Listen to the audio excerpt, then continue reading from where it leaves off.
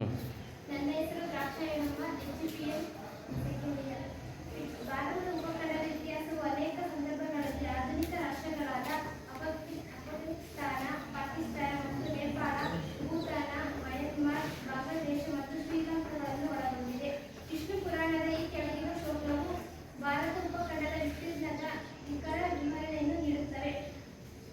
ಇದರ ಅರ್ಥ: ಸಮುದ್ರದಿಂದ ಭಾರತಕ್ಕೆ ಮತ್ತು ಹಿಮಾಲಯದಿಂದ ದಕ್ಷಿಣಕ್ಕಿರುವ ದೇಶವೇ ಭಾರತ. ಇಲ್ಲಿ ವಾಸಿಸುವ ಜನರು ಭರತನ ವಂಶಸ್ಥರು. ಈ ಉಪಖಂಡವು ಭರತವರ್ಷ ಮತ್ತು ಭರತಖಂಡ, ಭಾರತ, ಜಂಬೂದ್ವೀಪ ಮತ್ತು ಹಿಂದೂಸ್ತಾನ ಮತ್ತು ಇಂಡಿಯಾ ಎಂಬ ವಿಧದ ಹೆಸರುಗಳಿಂದ ಕರೆಯಲ್ಪಟ್ಟಿದೆ. ಉಪಖಂಡದ ಉತ್ತರ ಭಾಗವನ್ನು ಆರ್ಯರ ನಾಡು ಎಂತಲೂ, ದಕ್ಷಿಣ ಭಾಗವನ್ನು ದಕ್ಷಿಣದಲ್ಲಿರುವ ನಾಡು ಎಂತಲೂ ಕರೆಯುತ್ತಾರೆ. ಮಹಾಭಾರತದಲ್ಲಿ ಉಲ್ಲೇಖಿಸಿರುವಂತೆ ದುಷ್ಯಂತ ಹಾಗೂ ಶಕುಂತಲೆಯರ ಮಗನಾದ ಭರತನಿಂದಾಗಿ ಭರತಖಂಡ, ಭರತವರ್ಷ ಹಾಗೂ ಭರತ ಎಂಬ ಹೆಸರು ಬಂದಿದೆ. ಹಿಂದೂ, ಬೌದ್ಧ ಹಾಗೂ ಜೈನ ಪರಂಪರೆಗಳ ಪ್ರಕಾರ ಇದನ್ನು ಜಂಬೂದ್ವೀಪವೆಂದು ಗುರುತಿಸಲಾಗಿದೆ. ಹಿಮಾಲಯದ ದಕ್ಷಿಣಕ್ಕಿರುವ ಭೂಮಿಯು ಸ್ವತಂತ್ರ ದ್ವೀಪ ಖಂಡವೆಂದೂ ಇದು ಸಪ್ತಖಂಡಗಳಲ್ಲಿ ಒಂದಾಗಿತ್ತೆಂದು ಅವರು ಉಲ್ಲೇಖಿಸಿದ್ದಾರೆ. ಇದರ ಆಕಾರವು ಜಂಬೂ ಅಥವಾ ನೇರಳೆ ಹಣ್ಣನ್ನು ಹೋಲುವುದರಿಂದ ಇದಕ್ಕೆ ಜಂಬೂ ದ್ವೀಪವೆಂಬ ಹೆಸರಿದೆ. ಇಂಡಿಯಾ ಎಂಬ ಪದವು ಇಂಡೋಸ್ ಎಂಬ ಪರ್ಷಿಯನ್ ಪದದಿಂದ ಬಂದಿದೆ. ಉಪಖಂಡದ ಪ್ರಮುಖ ನದಿಯಾದ ಸಿಂಧೂ ನದಿಗೆ ಈ ಪದವನ್ನು ಬಳಸಲಾಗಿದೆ. ಇಂಡಿಯಾ ಎಂಬ ಪದವು ದಕ್ಷಿಣ ಭಾರತವನ್ನು ಒಳಗೊಂಡಿದೆ ಎಂಬುದು ಗಮನಿಸಬೇಕಾದ ಅಂಶ. ಹಿಂದೂಸ್ತಾನ ಎಂಬ ಹೆಸರು ಮಧ್ಯ ಯುಗದಲ್ಲಿ ವ್ಯಾಪಕವಾಗಿ ಬಳಕೆಗೆ ಬಂದಿತು. ಪರ್ಷಿಯನ್ನರು ಸಿಂಧೂ ನದಿಯನ್ನು ಹಿಂದೂ ನದಿಯೆಂದು, ಅದರ ಭೂಪ್ರದೇಶವನ್ನು ಹಿಂದೂಸ್ತಾನವೆಂದು ಕರೆದರು. ಇದರ ಸಂಕ್ಷಿಪ್ತ ರೂಪವೇ ಹಿಂದ್ ಆಗಿದ್ದು, ಆಧುನಿಕ ಭಾರತೀಯ ಗಣರಾಜ್ಯವನ್ನು ಪ್ರತಿನಿಧಿಸುತ್ತದೆ.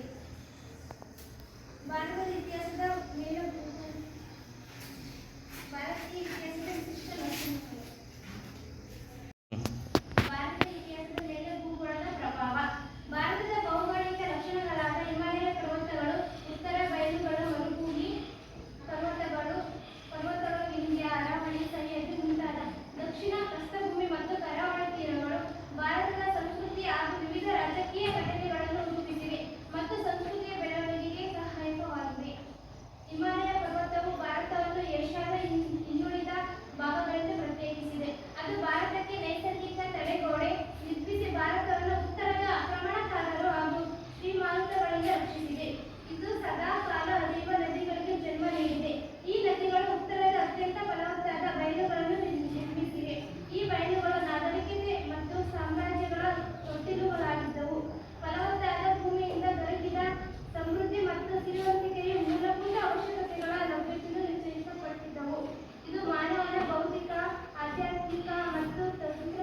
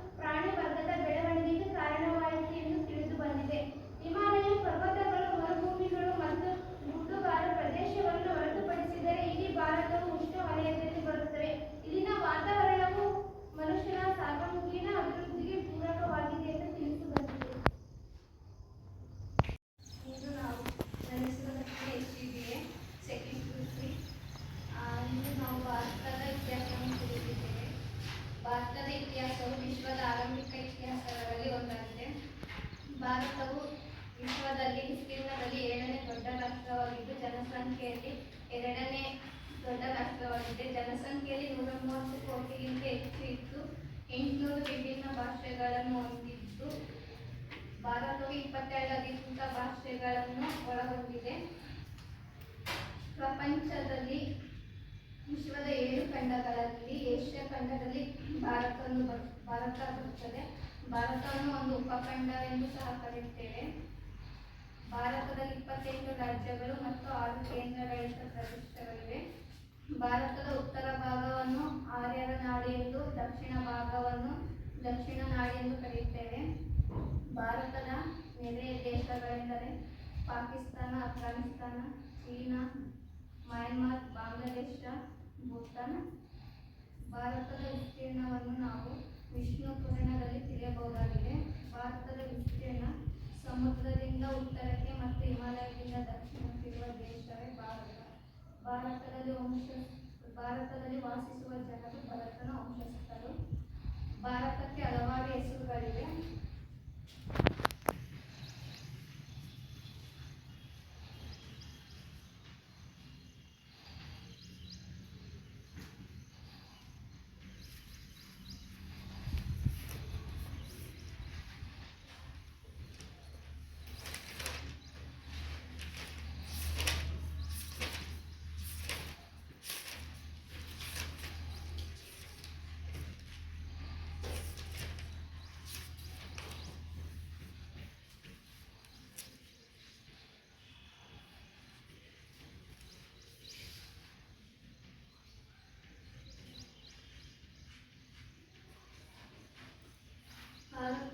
ಭಾರತವನ್ನು 6 ಹೆಸರುಗಳಿಂದ ಕರೆಯಲ್ಪಡುತ್ತೇವೆ.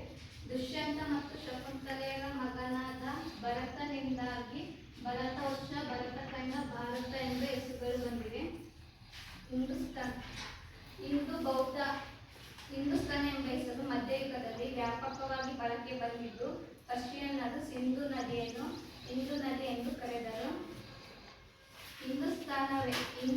ಹಿಂದೂಸ್ತಾನವೆಂದು ಕರೆದರು. ಇದರ ಸಂಕ್ಷಿಪ್ತ ರೂಪವೇ ಹಿಂದಾಗಿದ್ದು ಆಧುನಿಕ ಭಾರತೀಯ ಗಣರಾಜ್ಯವನ್ನು ಪ್ರತಿನಿಧಿಸುತ್ತದೆ.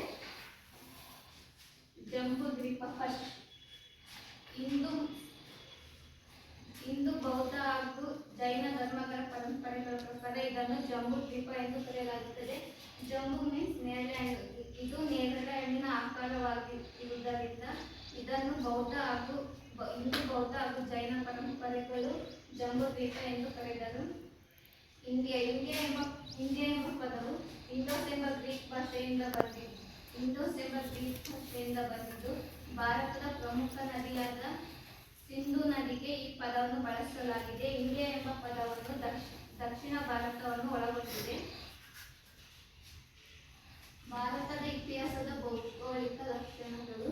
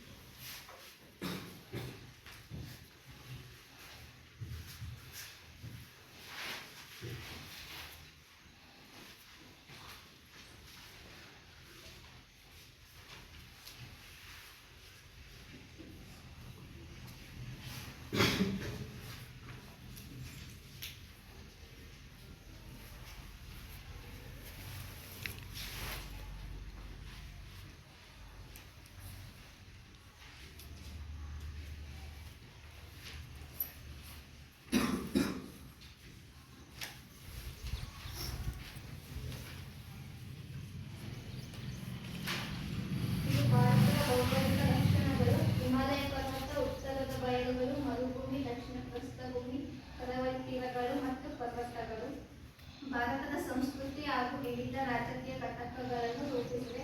ಸಂಸ್ಕೃತಿಗಳ ಬೆಳವಣಿಗೆಗೆ ಇವು ಸಹಾಯಕವಾಗಿವೆ. ಹಿಮಾಲಯ ಪರ್ವತವು ಭಾರತದ ಏಷ್ಯಾದ ಇನ್ನುಳಿದ ಭಾಗಗಳಿಂದ ಪ್ರತ್ಯೇಕಿಸಿದೆ.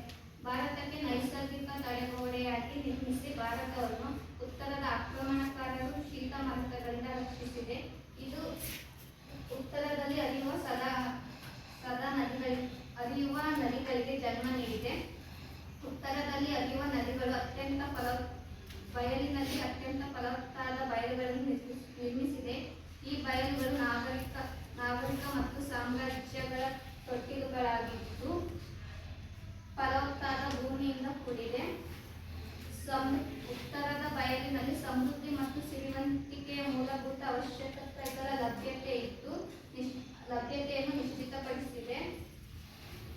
ಇದು ಮಾನವ ಭೌತಿಕ ಮತ್ತು ಆಧ್ಯಾತ್ಮಿಕ ತತ್ವದ ಬೆಳವಣಿಗೆಗೆ ದಾರಿ ಮಾಡಿಕೊಟ್ಟಿದೆ. ಈ ಉತ್ತರದ ಬಯಲಿನಲ್ಲೇ ಅನೇಕ ನದಿಗಳು ಹರಿಯುತ್ತಿದ್ದು ಮಹಾನಾಗರಿಕತೆಗಳಾದ ಸಿಂಧು ನಾಗರಿಕತೆ ಮತ್ತು ವೈದಿಕ ಸಂಸ್ಕೃತಿಗಳು ಬೆಳೆದವು. ಉತ್ತರದ ಮುಖ್ಯ ಕಣಿವೆಗಳಾದ ಖೈಬರ್ ಮತ್ತು ಗೋಲಾನ್ ಮುಂತಾದ ನದಿಗಳು ಭಾರತೀಯರಿಗೆ ಪಾಶ್ಚಿಮಾತ್ಯದೊಂದಿಗೆ ವಾಣಿಜ್ಯ ಹಾಗೂ ಸಾಂಸ್ಕೃತಿಕ ಸಂಬಂಧಗಳನ್ನು ಬೆಳೆಸಲು ಸಹಾಯ ಮಾಡಿದ್ದಲ್ಲದೆ ಭಾರತವನ್ನು ಪಾಶ್ಚಿಮಾತ್ಯರ ನಿರಂತರ ದಾಳಿಗಳಿಗೆ ಒಡ್ಡಿದವು. ಪಶ್ಚಿಮದ ಮರುಭೂಮಿ ಮತ್ತು ದಕ್ಷಿಣ ಪ್ರಸ್ಥಭೂಮಿ ದಟ್ಟ ಕಾಡುಗಳನ್ನು ಜನರ ಪರಿಶ್ರಮೆ ಹಾಗೂ ಯುದ್ಧ ಪ್ರಿಯರನ್ನಾಗಿ ಪರಿವರ್ತಿಸಿದವು. ದಕ್ಷಿಣಕ್ಕಿರುವ ಸಮುದ್ರಗಳು ಒಂದು ಕಾಲದಲ್ಲಿ ತಡಬೇಲಿಗಳಾಗಿದ್ದವು. ಆದರೆ ನಂತರದಲ್ಲಿ ಅವು ಜಗತ್ತಿನ ಇತರ ಭಾಗಗಳೊಂದಿಗೆ ಸಂಪರ್ಕ ಬೆಳೆಸಲು ಸಾಧನಗಳಾದವು. ಭಾರತದಲ್ಲಿ ಭೌಗೋಳಿಕ ಭಿನ್ನತೆ ಹಾಗೂ ವೈವಿಧ್ಯಪೂರ್ಣ ವಲಯಗಳಲ್ಲಿ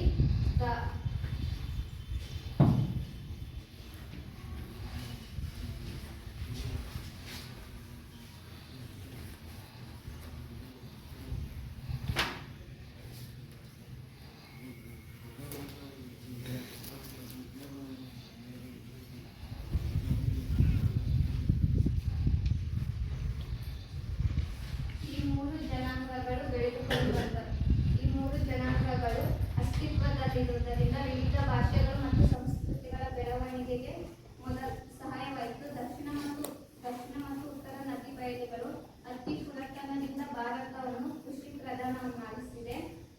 ಅನೇಕ ರಾಜವಂಶಗಳ ಏಳು ಬೀಳುವಿಕೆ, ಧಾರ್ಮಿಕ, ಸಾಂಸ್ಕೃತಿಕ ಮತ್ತು ಬಂಡೆಗಳು ವಿಪುಲವಾಗಿ ಬೆಳೆದಿದೆ. ವಾಸ್ತುಶಿಲ್ಪ ಬೆಳವಣಿಗೆ, ಮೂರ್ತಿಕಲೆ ನಿರ್ಮಾಣ ಮತ್ತು ವಾಸ್ತುಶಿಲ್ಪ ಬೆಳವಣಿಗೆಗೆ ಮರಳುಗಳು, ಗ್ರಾನೈಟ್, ಅಮೃತ ಶಿಲೆಯಂತಹ ಶಿಲೆಗಳು ಲಭ್ಯತೆಯನ್ನು ಅರಮನೆಗಳು, ದುರ್ಗಗಳು, ಕೋಟೆಗಳು ಸಹಕರಿಸಿವೆ. ಬೆಟ್ಟಗಳಲ್ಲಿರುವ ಬೃಹತ್ ಶಿಲೆಗಳು ಗುಹಾಂತರ ದೇವಾಲಯಗಳ ಬೆಳವಣಿಗೆಗೆ ಸಹಾಯ ಮಾಡಿದೆ. ಸಸ್ಯ ಮತ್ತು ಪ್ರಾಣಿ ವರ್ಗದ ಬೆಳವಣಿಗೆಗೆ ವಿಫಲ ಮಳೆ ಮತ್ತು ಅನುಕೂಲಕರ ಹವಾಮಾನವು ಸಂಪದ್ಭರಿತ ವೈವಿಧ್ಯಪೂರ್ಣ ಕಾರಣವಾಯಿತು.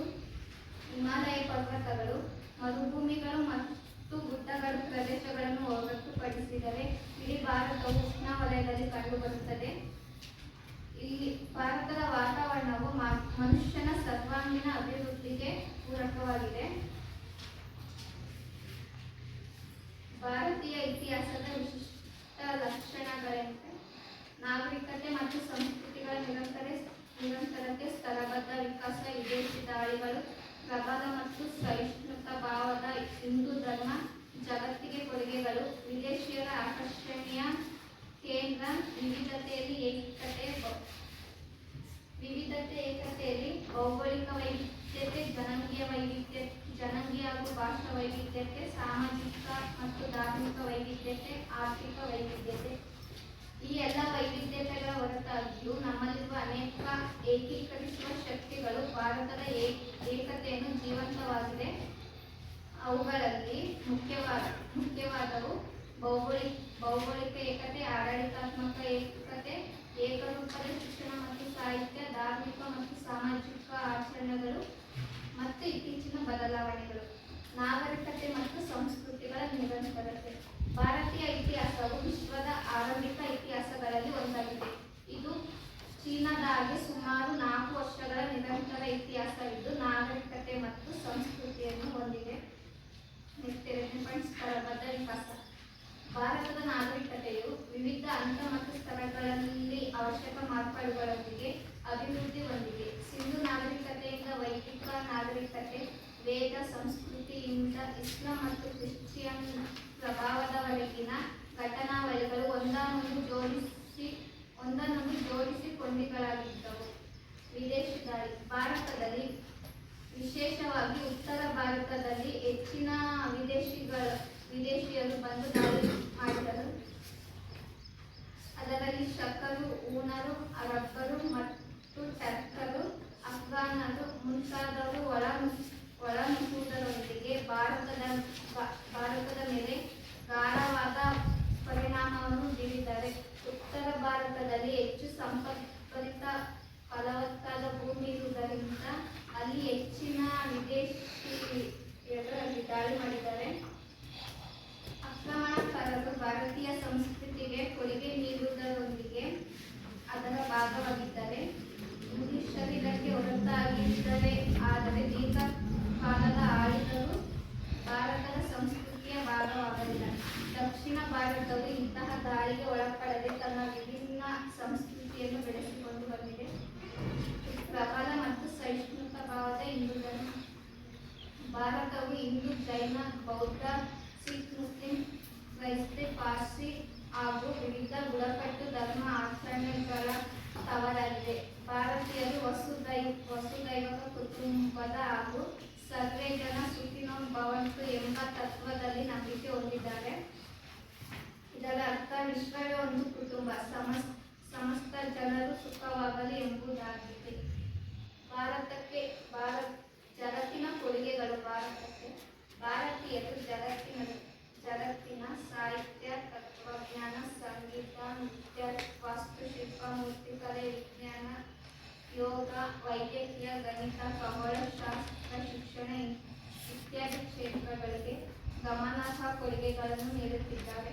ವಾಸ್ತುಶಿಲ್ಪದ ಮತ್ತು ಸಾಂಸ್ಕೃತಿಕ ಸ್ಮಾರಕಗಳಾದ ಕೋಟೆಗಳು, ಗಿರಿದುರ್ಗಗಳು, ಗುಹೆಗಳು, ಅರಮನೆಗಳು, ದೇವಾಲಯಗಳು, ಸಮಾಧಿಗಳು ಭಾರತೀಯ ಕಲಾ ಶ್ರೇಷ್ಠತೆಯ ಕುರುಹುಗಳಾಗಿವೆ.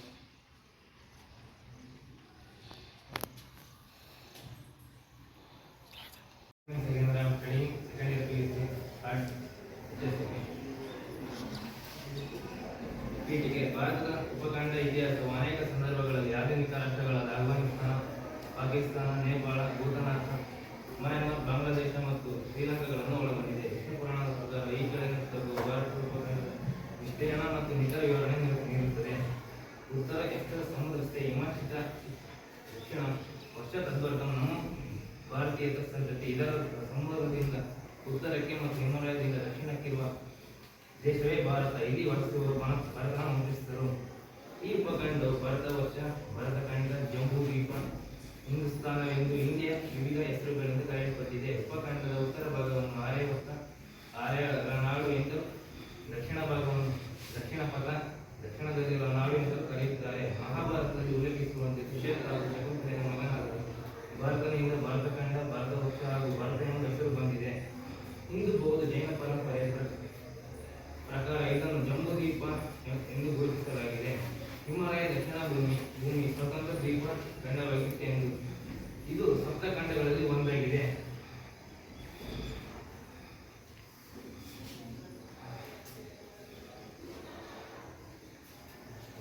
ಇಂಡಿಯಾ ಎಂಬ ಪದವು ದಕ್ಷಿಣ ಭಾರತವನ್ನು ಒಳಗೊಂಡಿದೆ. ಹಿಂದೂಸ್ತಾನ ಎಂಬ ಹೆಸರು ಮಧ್ಯ ಯುಗದಲ್ಲಿ ವ್ಯಾಪಕವಾಗಿ ಬಳಕೆಗೆ ಬಂದಿತ್ತು. ಪರ್ಷಿಯನ್ ಸಿಂಧು ನದಿಯನ್ನು ಹಿಂದೂ ನದಿ ಎಂದು, ಅದರ ಭೂಪ್ರದೇಶವನ್ನು ಹಿಂದೂಸ್ತಾನವೆಂದು ಕರೆದರು. ಇದು ಸಂಕ್ಷಿಪ್ತವಾಗಿ ರೂಪವೇ ಹಿಂದ್ ಆಗಿದ್ದು ಆಧುನಿಕ ಭಾರತೀಯ ಗಣರಾಜ್ಯವನ್ನು ಪ್ರತಿನಿಧಿಸುತ್ತಾರೆ.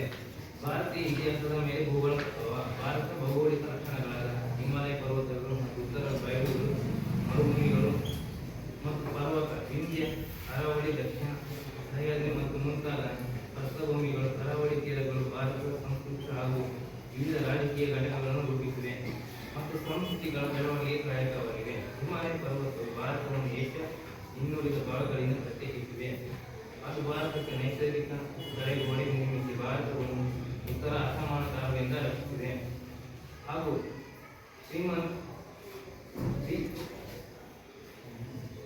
ಶೀತ ಮಾರ್ಗಗಳಿಂದ ರಕ್ಷಿಸಿದೆ. ಇದು ಸದಾಕಾಲ ಹರಿಯುವ ನದಿಗಳಿಗೆ ಜನ್ಮ ನೀಡಿದೆ. ನದಿಗಳು ಉತ್ತರದಿಂದ ಅತ್ಯಂತ ಫಲವತ್ತಾಗಿಯೂ ಬಯಲುಗಳನ್ನು ನಿರ್ಮಿಸಿದೆ. ಹರಿಯುವ ನದಿಗಳಿಗೆ ಜನ್ಮ ನೀಡಿದೆ. ಈ ನದಿಯು ಉತ್ತರ ಅತ್ಯಂತ ಫಲವತ್ತಾದ ಬಯಲು ನಿರ್ಮಿಸಿದೆ. ಈ ಬಯಲು ನಾಗರಿಕತೆ ಮತ್ತು ಸಾಮ್ರಾಜ್ಯ ತೊಟ್ಟಿಲಾಗಿದ್ದವು. ಫಲವತ್ತಾದ ಭೂಮಿಯಿಂದ ದೊರಕಿದ ಸಮೃದ್ಧಿ ಹಾಗೂ ಸಿರಿವಂತಿಕೆ ಮೂಲಭೂತ ಅವಶ್ಯಕತೆಗೆ ಲಭ್ಯತೆಯನ್ನು ನಿಶ್ಚಿತಗೊಳಿಸುತ್ತದೆ. ಇದು ಮಾನವನ ಬೌದ್ಧಿಕ, ಆಧ್ಯಾತ್ಮಿಕ ಮತ್ತು ತತ್ವಜ್ಞಾನದ ಬೆಳವಣಿಗೆ ದಾರಿ ಮಾಡಿಕೊಟ್ಟಿತು. ಈ ಪ್ರದೇಶದಲ್ಲಿ ಮಹಾನ್ ನಾಗರಿಕತೆಗಳಾದ ಸಿಂಧು ವೈದಿಕ ಸಂಸ್ಕೃತಿಗಳು ಬೆಳೆದವು. ಉತ್ತರ ಕಣಿವೆಗಳಾದ ಖೈಬರ್, ಗೋಲಾನ್ ಮುಂತಾದ ಭಾರತೀಯರಿಗೆ ಪಾಶ್ಚಿಮಾತ್ಯರೊಂದಿಗೆ ವಾಣಿಜ್ಯ ಹಾಗೂ ಸಂಸ್ಕೃತಿಗಳ ಸಂಬಂಧ ಬೆಳೆಸಲು ಸಹಾಯ ಮಾಡಿದ್ದಲ್ಲದೆ ಭಾರತವನ್ನು ಪಾಶ್ಚಿಮಾತ್ಯರ ನಿರಂತರ ದಾಳಿಗಳಿಗೆ ಒಳಗೊಂಡಿದ್ದವು. ಪಶ್ಚಿಮದ ಮರುಭೂಮಿ, ದಕ್ಷಿಣದ ಪ್ರಸ್ಥಭೂಮಿಯು ದಟ್ಟ ಕಾಡುಗಳು ಜನರನ್ನು ಕಠಿಣ, ಶ್ರಮೀಯ ಹಾಗೂ ಯುದ್ಧಪ್ರಿಯರನ್ನಾಗಿ ಪರಿವರ್ತಿಸಿದ್ದವು. ದಕ್ಷಿಣ ಇರುವ ಸಮುದ್ರಗಳು ಒಂದು ಕಾಲದಲ್ಲಿ ತಡೆಬೇಲಿಯಾಗಿದ್ದವು. ಆದ ನಂತರ ಅವು ಜಗತ್ತಿನ ಇತರ ಭಾಗಗಳೊಂದಿಗೆ ಸಂಪರ್ಕ ಬೆಳೆಸಲು ಸಾಧನಗಳಾದವು. ಉಪಖಂಡದಲ್ಲಿರುವ ಭೌಗೋಳಿಕ ಭಿನ್ನತೆಯು ಹಾಗೂ ವೈವಿಧ್ಯಪೂರ್ಣ ವಲಯಗಳು ದ್ರಾವಿಡ ಮತ್ತು ಆಲ್ಪೈನ್, ಮಂಗೋಲಿಯನ್ ಮತ್ತು ಮುಂತಾದ ಕುಲಗಳಿಗೆ ವಿವಿಧ ಜನಾಂಗ ಅಸ್ತಿತ್ವದಲ್ಲಿದ್ದವು. ವಿವಿಧ ಭಾಷೆಗಳು ಮತ್ತು ಸಂಸ್ಕೃತಿಗಳಿಗೆ ಮೊದಲಾದವು. ಉತ್ತರ ಮತ್ತು ದಕ್ಷಿಣ ಬಯಲು ಅತಿ ಪುರಾತನ ಕಾಲದಿಂದಲೂ ಈ ದೇಶವನ್ನು ಕೃಷಿ ಪ್ರಧಾನ ದೇಶವನ್ನಾಗಿ ಅನೇಕ ರಾಜವಂಶಗಳು ಏಳು ಬೀಳಿಗೆ ಮತ್ತು ಧಾರ್ಮಿಕ ಸಂಸ್ಕೃತಿ ಹಾಗೂ ವಾಣಿಜ್ಯ ಕೇಂದ್ರಗಳ ಬೆಳವಣಿಗೆಯ ಮೇಲೆ ಪ್ರಭಾವ ಬೀರಿವೆ. ಇಲ್ಲಿ ಅನೇಕ ವಿವಿಧ ಖನಿಜಗಳು ಹಾಗೂ ಬಂಡೆಗಳು ವಿಫಲವಾಗಿ ಲಭ್ಯವಿವೆ. ಮರಳುಗಲ್ಲು, ಗ್ರಾನೈಟ್ ಮತ್ತು ಅಮೃತಶಿಲೆಯಂತಹ ಬಂಡೆಗಳು ಸಹಾಯ ಮಾಡಿದ್ದಲ್ಲದೆ ಮೂರ್ತಿಗಳು ನಿರ್ಮಾಣಕ್ಕೂ ಸಹಕರಿಸಿವೆ. ಬೆಟ್ಟಗಳಲ್ಲಿರುವ ಬೃಹತ್ ಶಿಲೆಗಳು, ಗುಹಾಂತರ ದೇವಾಲಯಗಳು ಬೆಳವಣಿಗೆ ಹಾಗೂ ಸಹಾಯ ಮಾಡಿದ್ದಲ್ಲದೆ ವಿಫಲ ಮಳೆ ಮತ್ತು ಅನುಕೂಲಕರ ಹವಾಮಾನವನ್ನು ಸದ್ಬದ್ಧ ಮತ್ತು ವೈವಿಧ್ಯಪೂರ್ಣ ಸಸ್ಯ ಮತ್ತು ಪ್ರಾಣಿ ವರ್ಗಗಳ ಬೆಳವಣಿಗೆಗೆ ಕಾರಣವಾಯಿತು. ಹಿಮಾಲಯ ಪರ್ವತಗಳು ಮತ್ತು ಮರುಭೂಮಿಯ ಮತ್ತು ಗುಡ್ಡಗಾಡುಗಳು ಪ್ರದೇಶವನ್ನು ಹೊರಪಡಿಸಿದವು. ಇಡೀ ಭಾರತ ಉಷ್ಣ ವಲಯದಲ್ಲಿ ಇಲ್ಲಿನ ವಾತಾವರಣವು ಮನುಷ್ಯನ ಅಂಗೀಕರಣಕ್ಕೆ ಅಭಿವೃದ್ಧಿ ಪೂರಕವಾಗಿದೆ. ಭಾರತದ ವಿಶಿಷ್ಟ ಲಕ್ಷಣಗಳು. ನನ್ನ ಹೆಸರು ದ್ರಾಕ್ಷಾಯಣಮ್ಮ, DGPM ಸೆಕೆಂಡ್ ಇಯರ್. ಭಾರತದ ಉಪಖಂಡದ ಇತಿಹಾಸವು ಅನೇಕ ಸಂದರ್ಭಗಳಲ್ಲಿ ಆಧುನಿಕ ರಾಷ್ಟ್ರಗಳಾದ ಅಫ್ಘಾನಿಸ್ತಾನ, ಪಾಕಿಸ್ತಾನ ಮತ್ತು ನೇಪಾಳ, ಭೂತಾನ, ಮಯನ್ಮಾರ್, ಬಾಂಗ್ಲಾದೇಶ ಮತ್ತು ಶ್ರೀಲಂಕಾಗಳನ್ನು ಒಳಗೊಂಡಿದೆ. ವಿಷ್ಣು ಪುರಾಣದ ಈ ಕೆಳಗಿನ ಶ್ಲೋಕವು ಭಾರತ ಉಪಖಂಡದ ವಿಸ್ತೀರ್ಣದ ನಿಖರ ವಿವರಣೆಯನ್ನು ನೀಡುತ್ತವೆ. ಇದರ ಅರ್ಥ ಸಮುದ್ರದಿಂದ ಭಾರತಕ್ಕೆ ಮತ್ತು ಹಿಮಾಲಯದಿಂದ ದಕ್ಷಿಣಕ್ಕಿರುವ ದೇಶವೇ ಭಾರತ. ಇಲ್ಲಿ ವಾಸಿಸುವ ಜನರು ಭರತನ ವಂಶಸ್ಥರು. ಈ ಉಪಖಂಡವು ಭರತವರ್ಷ ಮತ್ತು ಭರತಖಂಡ, ಭಾರತ, ಜಂಬೂದ್ವೀಪ ಮತ್ತು ಹಿಂದೂಸ್ತಾನ ಮತ್ತು ಇಂಡಿಯಾ ಎಂಬ ವಿಧದ ಹೆಸರುಗಳಿಂದ ಕರೆಯಲ್ಪಟ್ಟಿದೆ. ಉಪಖಂಡದ ಉತ್ತರ ಭಾಗವನ್ನು ಆರ್ಯವರ್ತ, ಆರ್ಯರ ನಾಡು ಎಂತಲೂ, ದಕ್ಷಿಣ ಭಾಗವನ್ನು ದಕ್ಷಿಣಪಥ, ದಕ್ಷಿಣದಲ್ಲಿರುವ ನಾಡು ಎಂತಲೂ ಕರೆಯುತ್ತಾರೆ. ಮಹಾಭಾರತದಲ್ಲಿ ಉಲ್ಲೇಖಿಸಿರುವಂತೆ ದುಷ್ಯಂತ ಹಾಗೂ ಶಕುಂತಲೆಯರ ಮಗನಾದ ಭರತನಿಂದಾಗಿ ಭರತಖಂಡ, ಭರತವರ್ಷ ಹಾಗೂ ಭರತ ಎಂಬ ಹೆಸರು ಬಂದಿದೆ. ಹಿಂದೂ, ಬೌದ್ಧ ಹಾಗೂ ಜೈನ ಪರಂಪರೆಗಳ ಪ್ರಕಾರ ಇದನ್ನು ಜಂಬೂದ್ವೀಪವೆಂದು ಗುರುತಿಸಲಾಗಿದೆ. ಹಿಮಾಲಯದ ದಕ್ಷಿಣಕ್ಕಿರುವ ಭೂಮಿಯು ಸ್ವತಂತ್ರ ದ್ವೀಪ ಖಂಡವೆಂದೂ ಇದು ತಪ್ಪಖಂಡಗಳಲ್ಲಿ ಒಂದಾಗಿತ್ತೆಂದು ಅವರು ಉಲ್ಲೇಖಿಸಿದ್ದಾರೆ. ಇದರ ಆಕಾರವು ಜಂಬೂ ಅಥವಾ ನೇರಳೆ ಹಣ್ಣನ್ನು ಹೋಲುವುದರಿಂದ ಇದಕ್ಕೆ ಜಂಬೂ ದ್ವೀಪವೆಂಬ ಹೆಸರಿದೆ. ಇಂಡಿಯಾ ಎಂಬ ಪದವು ಇಂಡೋಸ್ ಎಂಬ ಪರ್ಷಿಯನ್ ಪದದಿಂದ ಬಂದಿದೆ. ಉಪಖಂಡದ ಪ್ರಮುಖ ನದಿಯಾದ ಸಿಂಧು ನದಿಗೆ ಈ ಪದವನ್ನು ಬಳಸಲಾಗಿದೆ. ಇಂಡಿಯಾ ಎಂಬ ಪದವು ದಕ್ಷಿಣ ಭಾರತವನ್ನು ಒಳಗೊಂಡಿದೆ ಎಂಬುದು ಗಮನಿಸಬೇಕಾದ ಅಂಶ. ಹಿಂದೂಸ್ತಾನ ಎಂಬ ಹೆಸರು ಮಧ್ಯ ಯುಗದಲ್ಲಿ ವ್ಯಾಪಕವಾಗಿ ಬಳಕೆಗೆ ಬಂದಿತು. ಪರ್ಷಿಯನ್ನರು ಸಿಂಧು ನದಿಯನ್ನು ಹಿಂದೂ ನದಿಯೆಂದು, ಅದರ ಭೂಪ್ರದೇಶವನ್ನು ಹಿಂದೂಸ್ತಾನ ಎಂದು ಕರೆದರು. ಇದರ ಸಂಕ್ಷಿಪ್ತ ರೂಪವು ಹಿಂದ್ ಆಗಿದ್ದು ಆಧುನಿಕ ಭಾರತೀಯ ಗಣರಾಜ್ಯವನ್ನು ಪ್ರತಿನಿಧಿಸುತ್ತದೆ. ಭಾರತದ ಇತಿಹಾಸದ ಮೇಲೆ